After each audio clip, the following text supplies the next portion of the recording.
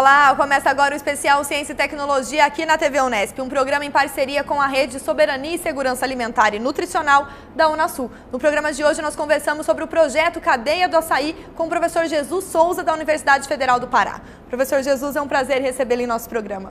Prazer é nosso, obrigado pelo convite. E a cadeia do açaí, na verdade, muitas pessoas conhecem o açaí apenas como produto final e muitas vezes misturado com vários produtos que muda bastante a característica do açaí. Mas a cadeia é muito mais ampla, que vai tem uma diferença também da utilização e da concepção do que vai ser o açaí nas diferentes regiões do Brasil também, né, professor? Isso. A cadeia vai desde a produção, da colheita e do manejo das árvores até o produto final no consumidor. E engloba 4 eixos principais, que são os produtores, o transporte dos frutos, os atravessadores e, finalmente, os pequenos produtores ou as indústrias que vão transformar esse produto e difundir para o país e para o exterior. E nesse sentido, como que surgiu a ideia de pensar nesse projeto da integração latino-americana, né, das nações do Sul, pensando na soberania e segurança alimentar e trabalhar com o açaí? Então, nós trabalhamos com o açaí desde 94. Na Universidade Federal do Pará. Então, desde 96, quando eu entrei para a universidade, a gente também começou a vincular a essa parceria, tá? E aí nós temos parceria tanto europeu, no caso na Universidade Católica de Louvain, na Bélgica, quanto na América Latina, que nós temos a Universidade Nacional Agrária La Molina, no Peru. E a ideia, então, é melhorar os aspectos de segurança alimentar e nutricional dessa cadeia, que é uma cadeia muito particular por causa da perecibilidade desse fruto, que após colhido e transformado em suco, ele aguenta ao máximo 12 horas mesmo em geladeira. Então a gente precisa trabalhar para que se conserve por um período maior e que a gente possa então transformar esse produto inicialmente básico em um produto mais com valor agregado para chegar direto a esse consumidor, a quem saboreia o açaí. Consumidor, justamente. E pensando nessa cadeia que o senhor falou que trabalha com quatro eixos, quatro frentes, né? Qual que é o papel de cada uma dessas frentes, pensando nesse trabalho voltado para esse produtor, para garantir essa sustentabilidade que o senhor comentou? Então, são 4 grandes cadeias. Vou falar da primeira e da última, que eu acho que são as mais importantes. A primeira é o produtor, o agricultor, principalmente agricultor familiar. Então ele tem lá a terra dele, o sítio, que normalmente são nas margens dos rios, e aí então ele maneja o açaí e ele precisa ter um cuidado adequado para colher e transportar esse açaí, e armazenar esse açaí. Então a gente trabalha no sentido de capacitá-lo às boas práticas agrícolas e às boas práticas de manipulação. Na outra ponta, nós temos os pequenos batedores, principalmente que lá em Belém são mais de 3.000 pequenos batedores. E o açaí ele foi muito valorizado.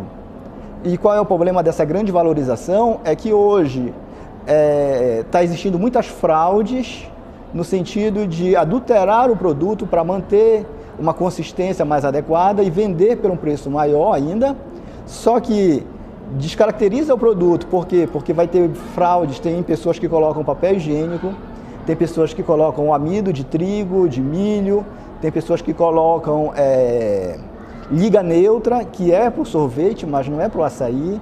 Então isso modifica o papel do açaí, modifica a parte sensorial e pode ser prejudicial para a saúde.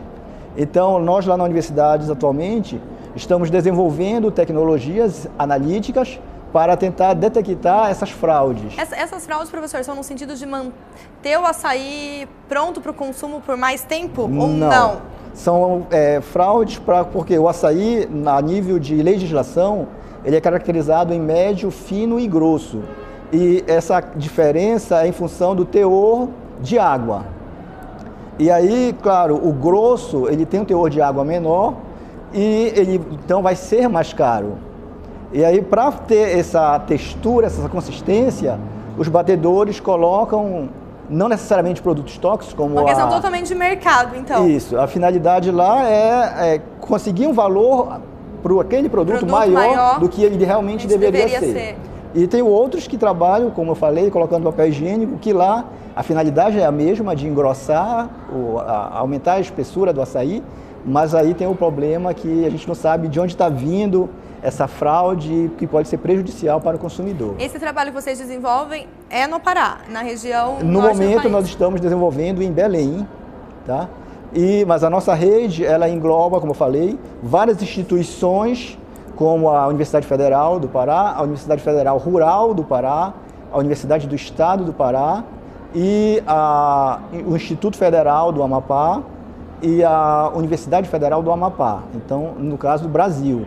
E no exterior, o Peru. E qual que é a contribuição, professor, de pensar esse diálogo entre uma fruta que muita gente diz que é genuinamente brasileira e trabalhar em parceria com uma universidade da Bélgica, com o Peru, que parece, né, mais a Bélgica até do que o Peru, é uma realidade tão distante da nossa? Em parte, assim, agora não digo nem que ela é genuinamente brasileira, é genuinamente paraense. Nós dizemos lá que quem vai ao Pará parou, tomou açaí e ficou, né? E com isso a gente tem atraído, inclusive, pessoas de outros países, de outros estados, que estão lá, por exemplo, trabalhando. Então nós temos 2 professores belgas, que atualmente são professores concursados, são concursados da universidade e que estão lá em Belém, na Universidade Federal do Pará, e que trabalham também nessa rede. Então a nossa rede interna da UFPA já envolve mais de 7 professores da Universidade Federal do Pará. Esse trabalho de sistematização nessas 4 frentes. Isso. O açaí é uma das nossas matérias-primas, então, que é englobando o projeto de segurança alimentar e nutricional, mas nós trabalhamos com outras plantas amazônicas também. E qual que é a contribuição de pensar essa parceria para discutir essas plantas amazônicas e não só o açaí, que seria o foco do trabalho na Unasul? A gente tem que contribuir, primeiro, na formação de pessoas, tá? Então é a finalidade da universidade, mas também formar pessoas e levar condições para a sociedade.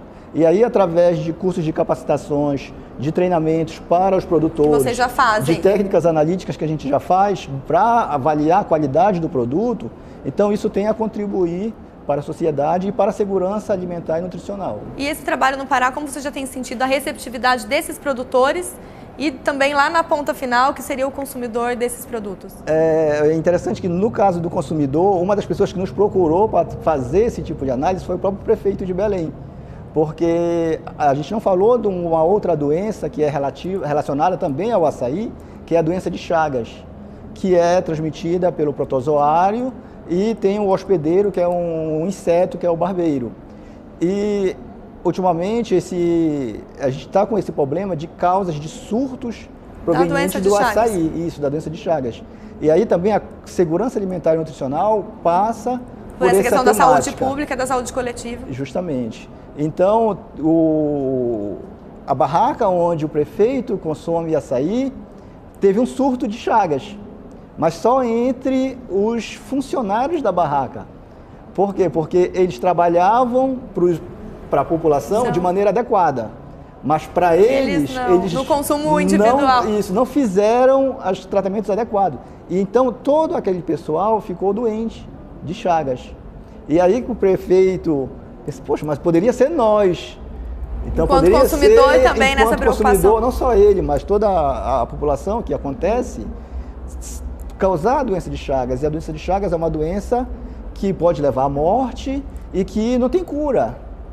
Então, vai ter controle, mas não vai ter cura. Então, é uma preocupação grande. São outras demandas que estão por trás dessa grande discussão de pensar nessa sistematização da produção, do manejo, do consumo do açaí. Mas também tem um detalhe, a população que não é do Pará, que pode pensar mais, mas se no São Paulo e no Rio, em Brasília, Fortaleza, como vai ser, a gente vai chegar a Chagas aqui? Na verdade, normalmente não, porque esse açaí que sai do Pará, normalmente ele é obrigatoriamente pasteurizado, que é um tratamento térmico que vai destruir os micro-organismos, entre eles vai destruir esse parasita, o protozoário, o Trypanosoma cruzi. Então, se o açaí sai do Pará pasteurizado, ele não vai levar a doença de Chagas. E aí ele tem uma durabilidade maior. Ele vai ter um tempo de vida de prateleira, que a gente chama, maior. E qual que é a perspectiva, professor, para além desse trabalho, dentro dessa grande rede de pensar a soberania e segurança alimentar em nível latino-americano? a perspectiva é que a gente consiga consolidar a nossa rede, consiga entregar essa nossa rede com outras redes que tem várias atividades que nós não desenvolvemos porque nós não somos de expertise. Então, consolidar com outras plantas, com outros frutos justamente, do país. Com outras plantas, com outros frutos e para outras frutas da Amazônia também, porque tem uma biodiversidade amazônica muito grande que ainda não está sendo estudada e que a gente precisa começar a estudar ou aprofundar os estudos, como, por exemplo, o cacau da Amazônia. A gente fala muito no cacau, no chocolate, mas nós também começamos a trabalhar na cadeia produtiva do cacau. E que nesses novos estudos, então, eles surjam muito em breve para contribuir ainda mais para esse pequeno produtor, para o grande produtor, para as indústrias e também para a população que consome esses produtos. Muito obrigada por sua participação. Obrigado, a gente que agradece e agradece pelo esse espaço disponível para que a gente possa apresentar os nossos projetos. Muito obrigada. O especial Ciência e Tecnologia fica por aqui. Acompanhe a programação em nosso site. Obrigada pela companhia e até mais.